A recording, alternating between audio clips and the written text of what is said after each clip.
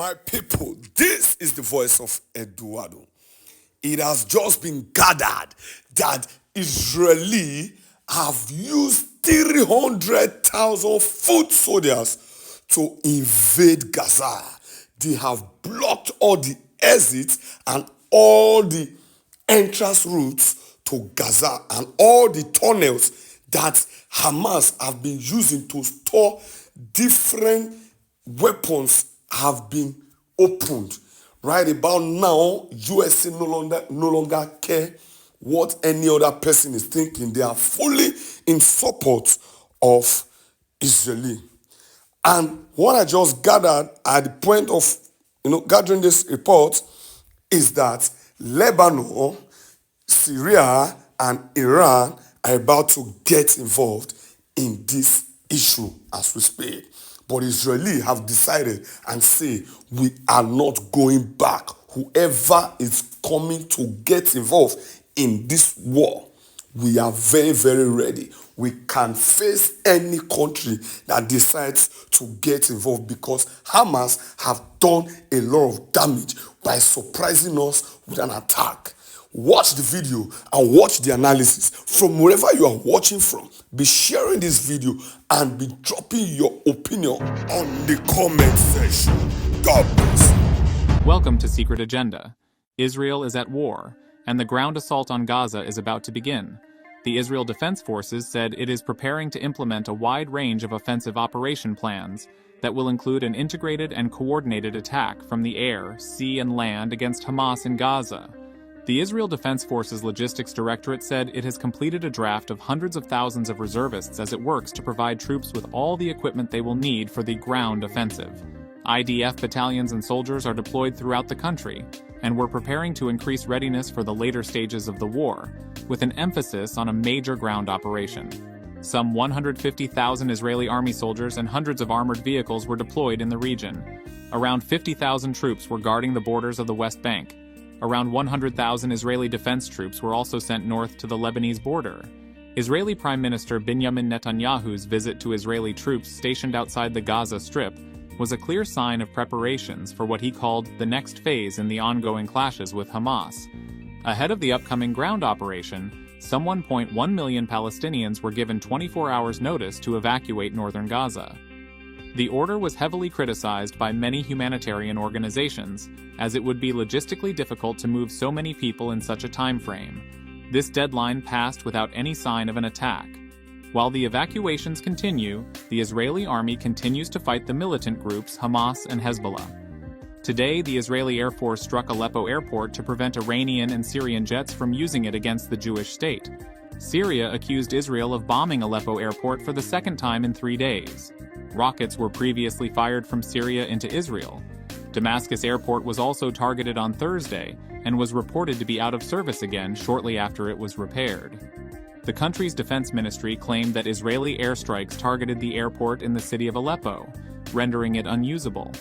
Israel's chief of staff confirmed the attack, saying that the strikes hit Aleppo International Airport in response to missile fire from Syria into Israel. Meanwhile, tensions remain high on the northern border, which Hezbollah continues to inspect. The Israeli wing said that Hezbollah militants in Lebanon continued to attempt to infiltrate northern Israel with paramotors, while Hamas continues its attacks there and in the Gaza Strip. There have been several similar cross-border contacts with Hamas since the start of the war. In response, the Israeli government has deployed more than 100,000 military forces and a large number of armored vehicles to the Lebanese border. Hezbollah militants announced their readiness to fight alongside Hamas against Israel after the Israeli forces sent 100,000 troops to the border. Also during the day, Hezbollah and Israel engaged in prolonged fighting in the disputed area. The explosions and rumblings near Lebanon's border with Israel lasted just over 2 hours. It was one of the longest clashes between Hezbollah and Israeli forces, since a flare-up in this volatile border area a week ago.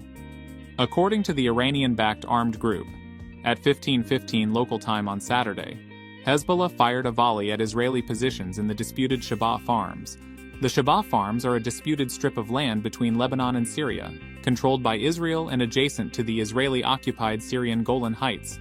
Israeli forces returned fire in areas near the Shabah Farms, the Israeli military said in a statement. The cross-border firing began less than 2 hours after the funeral of Issam Abdallah, a Reuters journalist and native of southern Lebanon who was killed during an Israeli attack on Friday. Hundreds flocked to the border town of Qiam from across the country. Hezbollah did not link its actions to Abdallah's death, but issued a statement early Saturday condemning the UN and the US for willful ignorance of Israel's role in the attack. Hezbollah said it attacked 4 points in northern Israel.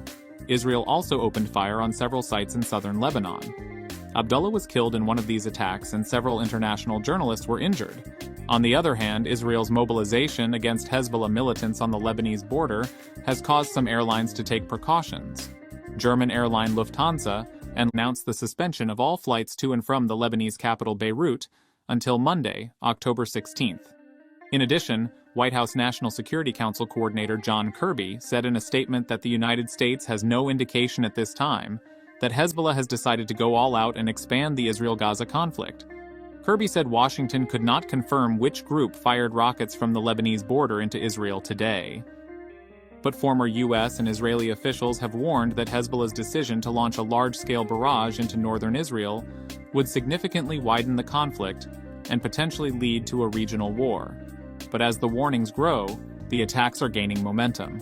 The Israel Defense Forces said the rocket alert from the northern region of Sde Eliezer was caused by the firing of an Iron Dome missile at a suspected target. The IDF says more details are being investigated. Rocket sirens sound in the Galilee after a night without alarms across Israel. Rocket alarms sound in the northern Galilee town of Sde Eliezer, sending residents to bomb shelters in the early morning hours. The first siren heard in Israel hours later came amid widespread fears that the Hezbollah terror group could join the fighting, and a day after mortars were fired from Lebanon and rockets were fired from Syria. The Israeli army attacked a tunnel in the Gaza Strip. Hamas operatives were seen emerging from a tunnel in Gaza, an IDF spokesman said. An IDF aircraft attacked the tunnel and the operatives were eliminated. It was also reported that the IDF attacked other locations in the Gaza Strip, notably the neighborhoods of Jabalia, Zaytun, Al-Furqan, and Beit Hanun. As the intensity of the war escalates, support for Israel continues to come from the United States. The Biden administration confirmed that it will send the USS Dwight D. Eisenhower aircraft carrier strike group to the eastern Mediterranean in support of Israel. U.S. Defense Secretary Lloyd Austin said the additional aircraft carrier was being sent as part of our efforts to deter hostile acts against Israel, or to expand this war following Hamas's attack on Israel. The Eisenhower will join the USS Gerald R. Ford aircraft carrier strike group already sailing near Israel to bolster the U.S. presence there with destroyers, fighter jets, and cruisers. The Eisenhower departed on Friday from its home port in Norfolk, Virginia. Having two carriers in the region could offer many options. They could be dispersed to cover a large area and serve as primary command and control operations centers. They could conduct information warfare. They can launch and recover E-2 Hawkeye surveillance aircraft, which provide early warning of missile launches, conduct surveillance, and manage airspace. Both ships carry F-18 fighter jets that can intercept or strike targets. They also have significant humanitarian capabilities, including a hospital with paramedics, surgeons, and doctors, and travel by helicopters that can be used to airlift critical supplies in or airlift victims out. Other current developments of the day are as follows. The Israel Defense Forces released the names of 7 more soldiers killed in the ongoing war with Hamas militants since October 7th, mostly on the border with the Gaza Strip. With the names, the number of soldiers killed rose to 286. Meanwhile, Iranian state media reported that Iranian Foreign Minister Hossein Amir-Abdollahian met with Hamas Politburo chief Ismail Haniyeh in Doha. A short video shows the two embracing as Amir-Abdollahian gets out of a car. No details of the meeting were released.